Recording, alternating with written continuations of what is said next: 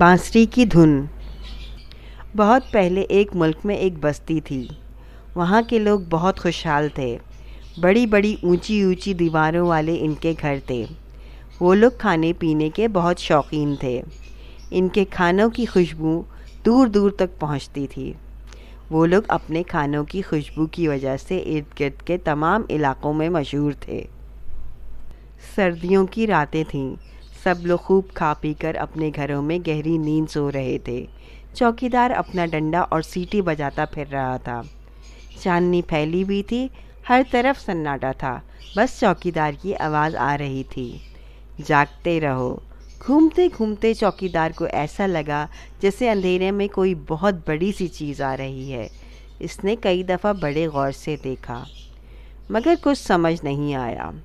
وہ سمجھا کہ شاید بہت بڑا کالا اژدہا آ رہا ہے، لیکن کچھ ہی دیر میں اس کو پتہ چلا کہ وہ کوئی اژدہا نہیں بلکہ بڑے بڑے موٹے موٹے چوہے لاکھوں کی تعداد میں علاقوں میں گھس آئے ہیں۔ دیکھتے ہی دیکھتے چوہے ہر گھر میں گھس گئے۔ جو کچھ بھی کھانے کا سامان تھا وہ سب کھا گئے۔ اس علاقے کے لوگوں نے ہر طرح سے پوری کوشش کر لی کہ کسی نہ کسی طرح سے ان چوہوں کو مار بھگایا جائے، مگر وہ اتنے نڈر تھے کہ کسی چیز سے نہیں ڈرتے تھے۔ نہ زہر سے مرتے تھے، نہ دھوئیں سے بے ہوش ہوتے تھے۔ تعداد میں وہ اتنے زیادہ اور اتنے طاقتور تھے کہ ان سے خوف آنے لگا تھا۔ جب لوگ بہت پریشان ہوئے تو وہاں کے سردار نے اعلان کروایا کہ جو شخص ان چوہوں سے نجات دلوائے گا اس کو 1000 سونے کے سکے انعام دیا جائے گا۔ اگلی صبح ایک دبلا پتلا لمبا سا شخص نظر آیا۔ اس نے سرخ ٹوپی اور سرخ کوٹ پہنا ہوا تھا۔ اس کے پاس ایک تھیلا بھی موجود تھا۔ وہ سیدھا سردار کے پاس گیا اور بولا، میں نے سنا ہے کہ چوہوں سے نجات دلوانے پر آپ 1000 سونے کے سکے انعام دیں گے۔ سردار نے کہا، بے شک تم نے ٹھیک سنا ہے۔ وہ شخص کچھ کہے بغیر وہاں سے چلا گیا۔ لوگوں نے دیکھا کہ کچھ دور جا کر اس نے اپنے تھیلے سے ایک کالے رنگ کی بانسری نکالی اور بجانے لگا۔ بانسری کی آواز سنتے ہی ہر طرف سے چوہے نکل نکل کر اس شخص کے پیچھے چلنے لگے۔ وہ بانسری بجاتا جا رہا تھا اور چوہے اس کی دھن پر اس کے پیچھے پیچھے جا رہے تھے۔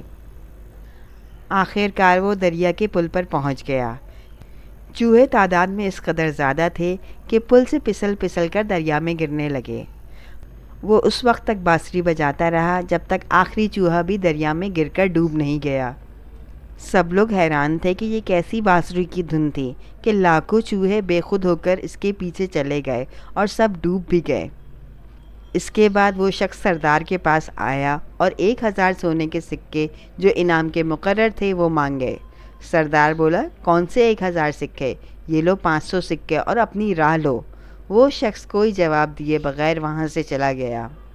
سردار کے اس فیصلے پر لوگ بہت خوش تھے کہ چوہوں سے بھی نجات مل گئی اور 500 سونے کے قیمتی سکے بھی بچ گئے۔ ابھی وہ لوگ اس بات پر خوش ہو ہی رہے تھے کہ انہوں نے بانسری کی آواز دوبارہ سنی، مگر اس دفعہ بہت ہی میٹھی دھن بج رہی تھی۔ وہ دھن سنتے ہی اس علاقے کے تمام بچے اس کے پیچھے ہو لیے۔ وہ چھوٹے بچے جو چل بھی نہیں سکتے تھے وہ بھی گھٹنوں کے بل اس کے پیچھے چلنے لگے۔ سب لوگ بہت پریشان ہوئے۔ انہوں نے بچوں کو روکنا چاہا، مگر جادوئی اثر کے تحت سب بچے اس کے پیچھے پیچھے چلتے رہے۔ آخر وہ شخص پہاڑ پر چلا گیا۔ جب گاؤں کے لوگ پہاڑ پر پہنچے تو ان کو وہاں بچے نہیں ملے۔ ان کو اپنے وعدہ خلافی کی سزا مل چکی تھی۔ سبق: کبھی کسی کے ساتھ وعدہ خلافی نہ کرو۔ دھوکہ دینے والا دھوکہ کھانے والے سے زیادہ نقصان اٹھاتا ہے۔